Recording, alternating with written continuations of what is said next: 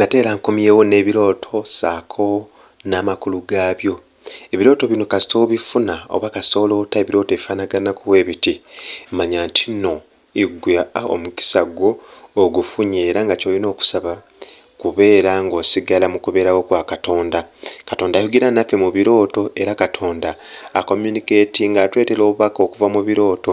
Ebirooto kye kimu ku bunnabbi obwatuweebwa era nga abantu bangi ne mu Bayibuli baalootanga birooto nga Katonda agezaako okubeerako obubaka bw'atuusa eri abantu be. Kale nno owulira ebirooto nga bino olina kukola ki? Owulira ebirooto nga bino bitegeeza mukisa, naye olina kukola ki?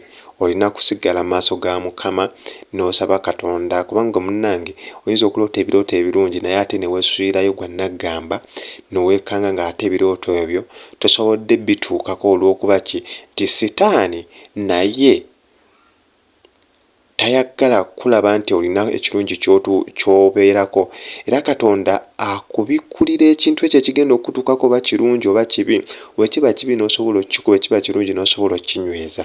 Kale n'ebirooto bino manya amakulu gaabyo ate era otegeere n'engeri gy'oyinza okubinyweza naddala ebyo ebirungi, ate ebibi olabe engeri gy'osobola okubisimatuka, kubanga Sitaani asobola okuleetako ekintu naye nga Katonda amaze dda okikubikkulira ng'olina kutandika kumenya kukutula. Kale nno weesuulirayo gwa naggamba oyo manya nti nno mu kaseera akatali kawanvu ebintu ebyo bisobola okutuukako. Kale manya ebirooto bino otegeere n'amakulu gaabyo. Kale ku birooto ebimu oloota nnyo ng'okutta ebisumuluzo. Ekyo kirooto kiraga nnyo nti oluusi waliwo enzigi ezirina okuggulwawo ku bulamu bwo, era nga Mukama aba akulaga nti obuyinza obumu buli mu ngalo zo okuyingira mu mukisa gwo oba oyinza okuguggala. Oweggulira omukisa gwo oba osobola okuguggala. Mukama yabazwe.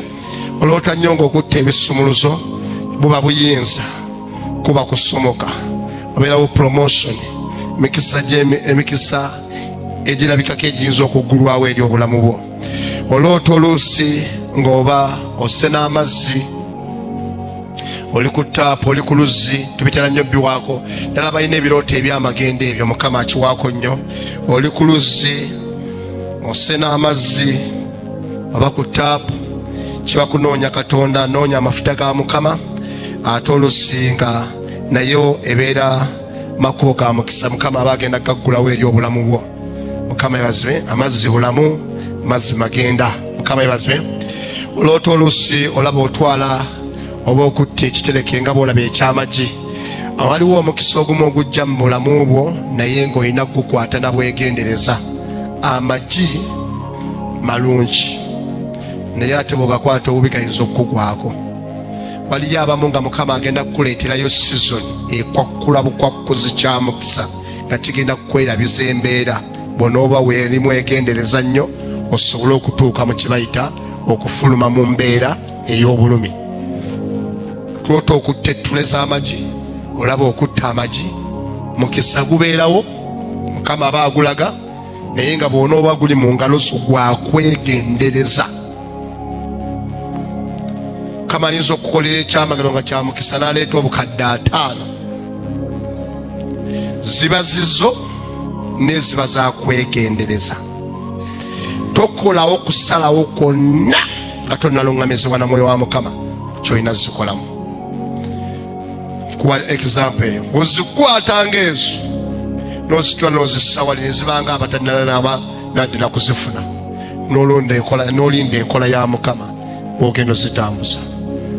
Guba guzze nga mukisa naye nga gwakwegendereza. Okuyiikako oba okusigalawo ne guzaala amagoba. Be bolaba nti omuntu afunayo chansi ya mukisa nejja n'atategeera nawe gumuyiiseeko. Yebazibe Yesu. Kati ekyo bw'okirootanga ekyo, Mukama ye akulaga nti weeguli guli mu ngalo zo naye amagi gakwegendereza. Oyinza geye guba muno gwaggi, abamu osobola n'okutwala ku ddaala amagi ne gafuukamu ate enkoko ne bagaaluza. Abamu osobola okugatufuulamu kyonna ky'ogafuulamu naye otabwerwa gayinza okukuyiikako ne gakomera awo. Oloota okwata ebyennyanja ng'obivuba olaba ng'okwata ebyennyanja okasuka eddobo n'osuulayo. Mukama ebazwe. Abantu bwe batyo obuweereza bubeera mu bulamu bwo Mukama aba abukugambako nnyo, olina kyesabira. Mulimu abantu nga Mukama yakuteekako ekisa, nga ne bw'onyumya obunyumya gye wasabidde, nga ne bw'oyogera obwogezi nti nali mu mbeera bwe nti Mukama nankola bw'ati, kireeterawo omuntu okukyuka ayatule Yesu Kristo agambe nti ndokose. Nga tebisaana kumubuulira njiri na kutaggulula bingi. Wabeerawo abantu nga Katonda yakussaako ekisa ekivuba abantu ne bajja mu bulokozi. Kati emirundi egisinga okwekuba nga kuyitibwa kuli ku bulamu bwo kwa ngeri bwe kutyo, kusaana nnyo Katonda akuyamba engeri gye kulina okuzimbibwamu. Abamu kye mbagambye nti batuula ne bakaddiwa n'ebirooto byabwe ne batuuka n'okufa n'ebirooto byabwe. Naye ng'ekirooto bwe kityo bwe kiba nga kitambulira ku bulamu bwo, Mukama akulaga ovuba nnyo ebyennyanja, obijjayo. Ye Mukama akulaga nti mu mafuta g'okubuulira enjiri, mu mafuta g'okusumulula abantu, mu mafuta g'okuleetera abantu balokoke, ku bulamu bwo munagiro Mukama aba yakukuteekako. Yeebazibwe Yesu. Kati bw'otakimanya obeera awo, kyegambye nti waliwo abamu nga kikkakatako osabe Katonda akuwa okubala ebibala eby'omwoyo bijja kugattako abantu abanaatuusa ekirooto ky'omu maaso mu linnya lyani? Lya Yesu. Aleluya. Oloota nnyo, kino kyo kiba kiyita kya buwanguzi, ng'olaba otta emisota, ebintu by'osinga ebyo ebiringa eby'obulabirabe naye ng'obitta. Gaba mafuta ga buwanguzi, linnya lya muwanguzi lyenkutuuma olwaleero, gye libeera ku bulamu bwo.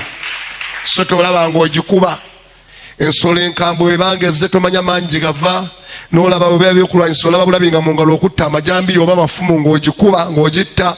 Buli kirooto kyonna ky'oloota nga kirimu ebintu ebitiisa ovaamu nga ggwe obikubye byonna.